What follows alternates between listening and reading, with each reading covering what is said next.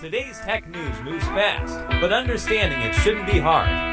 That's why Snarful Solutions Group brings you Connecting the Dots, where we break down what's happening in tech and why it matters to you. Now, let's dive in with your hosts. Hello and welcome to Connecting the Dots. I'm Alex. And I'm Morgan. It is Tuesday, December 30th, 2025, and here in Sacramento, we're starting the day with a dense fog advisory. So please be careful out there on the roads until about noon. Yeah, and nationally, it's a bit more intense. The big story is heavy lake effect, snow downwind of Lakes Erie in Ontario. That's expected to last right through New Year's Day. And we could even see some snow squalls on New Year's Eve. So, travel plans might get a little complicated there. Also, keep an eye on elevated fire weather conditions continuing in the southern plains and the southeast. A lot going on. Now, a quick look at the markets. The Dow closed a little lower yesterday at 48,359.23, down about 0.16%. The S&P 500 was basically flat. It finished at 6,902.08, up just 0.02%. But Bitcoin had a really strong day. It closed at 88,802.76. That's a jump of almost 2%. Nice. Okay, before we jump into our top stories, we want to thank our fantastic sponsor, Old Glory. If you're looking for, iconic music and sports fan merch, they are absolutely the place to go. I mean, it's great stuff, perfect for that techie friend you might still be shopping for. It is, and because you're listening, you can get 15% off your entire purchase. All you have to do is use the promo code SNARFL at checkout. Just head over to oldglory.com. All right, let's get into it. We're breaking down the top 3 tech stories from our internal report, The Morningstar. And the first story is a big one. Looks like Meta just made a massive move to change its entire business strategy. That's right. They're acquiring a Singapore-based AI startup called Manus. And get this, the price tag is more than $2 billion. $2 billion. Wow. So this isn't just another tech acquisition. This is Meta basically buying an enterprise business overnight. That's the perfect way to put it. For years, Meta has only really made money from AI indirectly, by improving its ad targeting on Facebook and Instagram. Right. Meanwhile, you've got Microsoft, Google, Amazon all selling cloud and AI services directly to businesses. Meta was kind of on the sidelines. Exactly. This deal gives them an instant serious presence in that market. And Manus isn't some tiny startup. It's a real business, reportedly well past $100 million in annual recurring revenue. Okay, but hang on. Meta has spent, billions and billions on its own internal AI research? Why buy Manus? Is this sort of an admission that their own efforts to build an enterprise tool just didn't work out? That's a great question. I think it really comes down to speed and a proven product. Meta has the powerful models, but Manus has the customers and the pipeline. And the leadership, right. Their co-founder and CEO, Xia Hong, he goes by Red. He's joining Meta as a vice president. Yes, but here's the really telling part. He's not reporting to the head of AI. He's reporting directly to Meta's COO, Javier Olivan. Oh, okay. So for everyone listening, that's the key. Reporting to the chief operating officer means this is about business, about revenue, about integration right now. It's not a research project. Precisely. And what they're buying is something called agentic AI. This is a huge step up from your standard chatbot. So this isn't just about generating text or images. Not at all. We're talking about systems that can execute complex, multi-step workflows all on their own. Think of it as an autonomous agent for business tasks. What does that actually look like in practice? Well, Manus's agents can handle things like market research, writing code, complex data analysis, all without a human stepping in for every little thing. Wow. The numbers are pretty staggering. Manus claims they've processed over 147 trillion tokens and powered over 80 million virtual computers just since March of this year. That's an incredible amount of work being done. So what does this mean for us, the regular users of, say, WhatsApp or Instagram? Yeah. Is the Meta AI assistant going to get a major upgrade? It absolutely is. They're going to keep Manus as a standalone subscription service for businesses, but they're also integrating the tech across the board. So my Meta AI could go from just answering questions to actually doing things for me. Exactly. Imagine planning a party. Instead of just helping you write an invitation, the AI could autonomously manage your RSVPs on Facebook, coordinate with vendors through WhatsApp, maybe even handle ticket sales on Instagram. That's a whole different ballgame. It's moving from a creative tool to a genuine assistant. It's a strategic partner. Now, here's where the story gets really, really interesting from a geopolitical standpoint. Right, because Manus wasn't originally a Singaporean company. No, it was founded in China, though it moved its headquarters to Singapore in the middle of 2025. Meta is being incredibly careful here. They're de-risking the whole deal, aren't they? Trying to avoid the kind of political scrutiny we've seen with other tech deals involving China. 100%. They are severing all of Manus's remaining ties to China. They're taking 100% ownership, winding down all China-based operations. So their local AI assistant there, Monica.cn, that's getting shut down. It is. They're also eliminating all Chinese ownership stakes and relocating employees. It's a complete clean break to make sure the tech and the company operate squarely under U.S. and international rules. Which is very different from that scale deal earlier in the year where they only took a minority stake. This time, they're buying the whole thing. Total control. It's a massive strategic play to kick off 2026, a new revenue stream, and a huge tech upgrade. A huge move indeed. And, speaking of high-stakes bets, that brings us perfectly to our next story. Yes, it does. We're shifting from Meta to SoftBank, who just completed a truly colossal investment. We're talking about their massive $40 billion investment commitment to OpenAI. It's finally complete. That's right. The last payment, somewhere around $22 billion, was sent last week.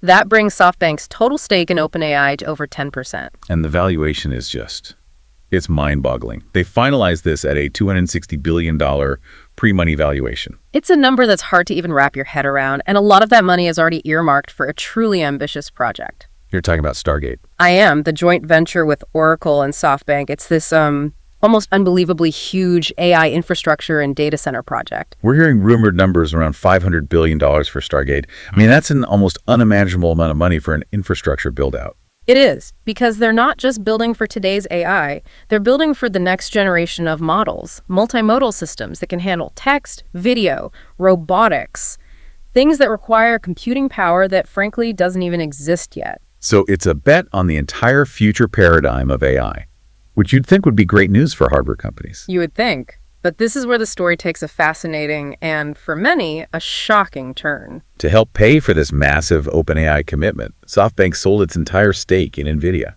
Every single share. A $5.8 billion position that they'd been building since 2020, gone. That's the real signal here. They are making a hard pivot. A very hard pivot. They're trading their exposure to AI hardware, the chips, the GPUs from Nvidia, for a massive stake in the AI software and model side with OpenAI. So the bet is that OpenAI's intelligence, the model itself, will be more valuable in the long run than the actual silicon it runs on. That is the thesis, yes. But the market seems, skeptical to say the least. SoftBank stock has dropped 40% since October. 40%. That is a brutal drop. It seems like some analysts are starting to see SoftBank as a kind of canary in the coal mine for the AI stock boom. It's a definite warning sign. The market is pricing in the enormous risk of making a bet this concentrated and this far out into the future. And the risks are everywhere. I mean, SoftBank might have to take on debt to meet all these commitments, and OpenAI itself isn't even expected to be profitable until 2028 at the earliest. And on top of that, the competition is finally here. For the first time, OpenAI is facing a serious, well-funded challenger in Alphabet's Gemini 3.0. Right. Some experts are already saying Gemini is actually better than OpenAI's GPT 5.1 at certain tasks, like complex reasoning. So the race is on, and OpenAI needs this war chest. But what does this all mean for you, the individual investor listening to this? Should you sell your Nvidia stock? No, definitely not. You have to take SoftBank's moves with a huge grain of salt. Their scale, their goals. It's a completely different world from a personal portfolio. Right. A 40% stock drop is something they can absorb. Most of us cannot. But it is a really good moment to maybe take a look at your own portfolio. Exactly. Nvidia has had such an incredible run-up, you might be way more concentrated in that one stock than you realize. It's still a fantastic company, fundamentally. Of course. But this is a great reminder from the market that rebalancing is important. Concentration risk is always real. That is an excellent point. Okay, from two giants making very loud, very public moves, our final story is about a global power making a move that is much quieter, but maybe just as powerful. Yes. We're talking about China and a critical shift in the global semiconductor supply chain. This is a big one. So what's happening is that China is enforcing a quiet, mostly undocumented rule for its chip makers. Right. The rule is this. If you want to add new production capacity, at least 50% of the equipment you buy has to be made domestically in China. And this isn't just a suggestion. It sounds like it's a mandate. It absolutely is. It's a direct response to the U.S. export restrictions from 2023, the ones that banned sales of advanced AI chips and chip-making equipment to China. So the message is, if we can't buy your advanced tools, we're going to force our industry to build and buy our own. Precisely. The long-term goal, part of President Xi Jinping's whole nation effort, is to get to 100% domestic equipment, complete self-sufficiency. How are they even enforcing this if it's not an official documented policy? Through the approval process. If a chip maker wants to build a new plant or expand an old one, they have to submit their procurement plans. If those plans don't hit that 50% domestic threshold, The application gets rejected. typically, yes, it's an incredibly effective way to steer the market. And it immediately puts the squeeze on foreign suppliers from the US, Japan, Europe.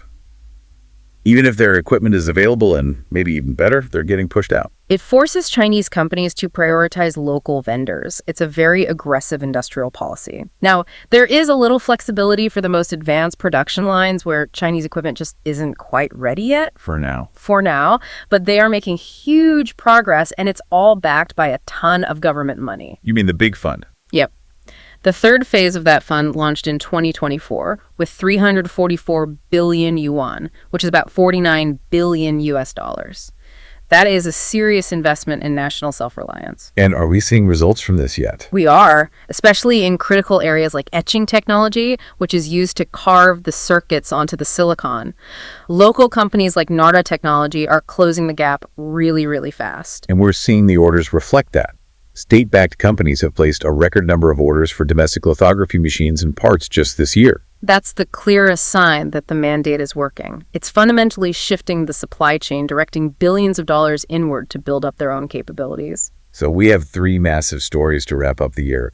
Meta buying its way into the enterprise, SoftBank making this huge pivot from AI hardware to software, and China quietly mandating technological self-sufficiency. It's a lot to process. Before we sign off, though, we do want to thank another one of our great sponsors, Scrutiny. Scrutiny is the premium golf shoe store. Their gear is amazing, perfect if you're hitting the course over the new year. And just like with our other sponsor, we've got a great deal for you. You can get 15% off your entire purchase. Just use that same promo code SNARFL at checkout over at scrutiny.com. That's SKONI.com. Okay, so to recap. Meta's $2 billion play with Menace, SoftBank's $40 billion gamble on OpenAI, and China's push for 50% domestic chips. You know, the common thread through all three of these stories is that tech isn't just about innovation anymore. It's really about strategic control. That's it, exactly. Control over revenue streams, control over the future of AI models, and control over the means of production. It feels like the real tension now is between the idea of an open global market and this push for national technological sovereignty. That's what will define the future of AI in silicon. The real battle isn't just hardware versus software. It's about who controls their own technological destiny. We're here to help at Snarful, so reach out on our website if you have any more questions. That's a wrap on today's top stories. Remember, tech doesn't have to be complicated, and we're here to help connect the dots. If you've got questions or want to learn more, visit us at snarful.com. Thanks for listening, and we'll catch you next time.